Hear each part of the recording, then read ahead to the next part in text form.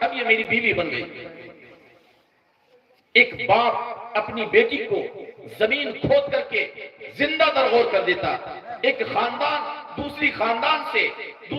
خاندان سے سالوں سال نہیں بلکہ 2 سال 300 سال تک لڑائی چلتی رہتی، معمولی باتوں کو لے کر کے۔ اللہ تعالیٰ نے اس چیز کا ذکر کیا ہے کہ یہ نبی آیا اور ان ساری برائیوں کو تم سے دور کیا اور تمہارے سامنے ایمان جیسی عظیم نعمت کو رکھا،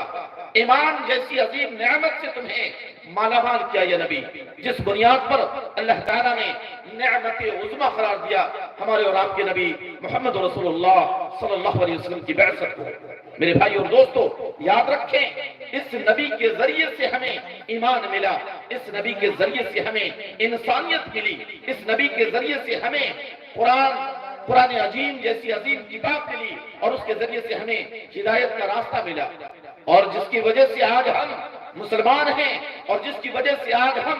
عبادت کے لیے اپنے آپ کو تیار کر رہے ہیں۔ یہ عبادت ہمارے لیے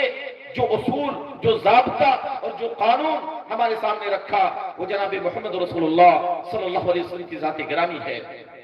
یہ نبی ہمارے سامنے ایمان کو لا کر کے رکھتے ہیں، اور یہ ایمان دنیا کی ساری نعمتوں پر سب سے اونچا مقام رکھتا ہے۔ اللہ تعالیٰ فرماتا ہے یرفع اللہ الذین آمنوا منکم والذین اوتوا العلم درجات۔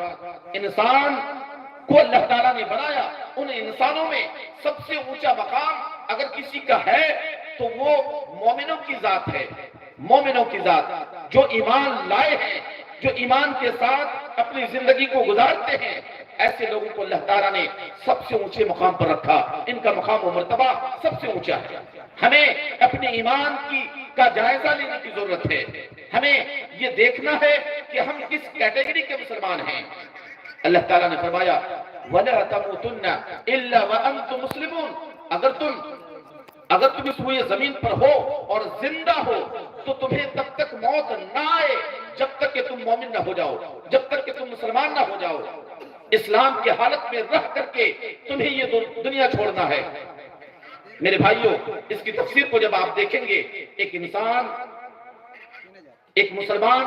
عبادت میں، اللہ تعالیٰ کی بندگی میں، اللہ تعالیٰ کی اطاعت میں، اللہ تعالیٰ کی فرما برداری میں اپنی زندگی گزارتا ہے، اور اچانک ایک وقت آتا ہے کوئی برا کام کر بیٹھتا ہے اور اسی بیچ میں اس کی موت ہو جاتی ہے،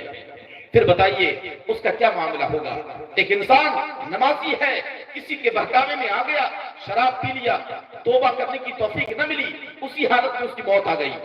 ایک انسان اللہ تعالیٰ کی عبادت میں اپنا وقت گزارتا ہے، لیکن وقت آیا کہ وہ زنا کر بیٹھا اور پھر اس کی موت آ گئی۔ میرے بھائیوں، پھر اس کا کیا معاملہ ہوگا؟ اس لیے اللہ تعالیٰ نے کہا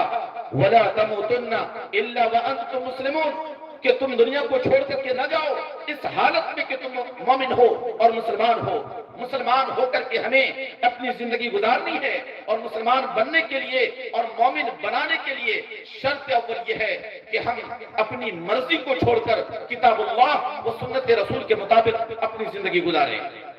اللہ تعالیٰ کے فرمان کو ایک ہاتھ میں اور دوسرے ہاتھ میں محمد رسول اللہ صلی اللہ علیہ وسلم کے اصول احادیث نبویہ کو لے کر کے ہم اپنی زندگی گزاریں، ہم کامیاب ہیں۔ میرے بھائیو اور دوستو، یاد رکھیں کامیابی کی ضمانت اور کامیابی کا زمرہ جو ہم نے بنا کر کے رکھا ہے، یہ ہمارا اصول ہے کہ جو پیسے والا ہے وہ بڑا کامیاب ہے، جن کے 2-4 بیٹے ہیں وہ بڑا کامیاب ہے، جو زمین کا مالک ہے وہ بڑا کامیاب ہے۔ کامیابی کا راستہ ہم نے بنا کر کے یہ رکھا ہے، لیکن اگر حقیقی نظر میں دیکھا جائے کہ کامیاب کون ہے، اللہ تعالیٰ نے فرمایا فَمَنْ زُحْزِحَ عَنِ النَّارِ وَأُدْخِلَ الْجَنَّةَ فَقَدْ فَازَ، کہ جس کو جہنم سے دور کر دیا گیا، وَأُدْخِلَ الْجَنَّةَ، اور جنت میں جانے کی سرٹیفکیٹ مل گئی، فَقَدْ فَازَ، یہی کامیاب ہے۔ یہ پیسے والے کامیاب نہیں ہیں، اولاد والے کامیاب نہیں ہیں، زمین و زائداد والے کامیاب نہیں ہیں۔ کامیاب کون ہے؟ جو اللہ کی عبادت، اللہ تعالیٰ کی فرما برداری، اللہ تعالیٰ کے اصول و ضوابط پر اپنے آپ کو کھڑا اتارے اور اس پر عمل پیرا ہو کر کے اپنی زندگی گزارے، اور پھر اس کی موت ہو تو موت ہونے کے بعد جہنم سے دور کر دیا جائے اور جنت میں جانے کا سرٹیفکیٹ اسے مل جائے، فقد فاز، کامیاب ہو گیا۔ وَمَا الْحَيَاةُ الدُّنْيَا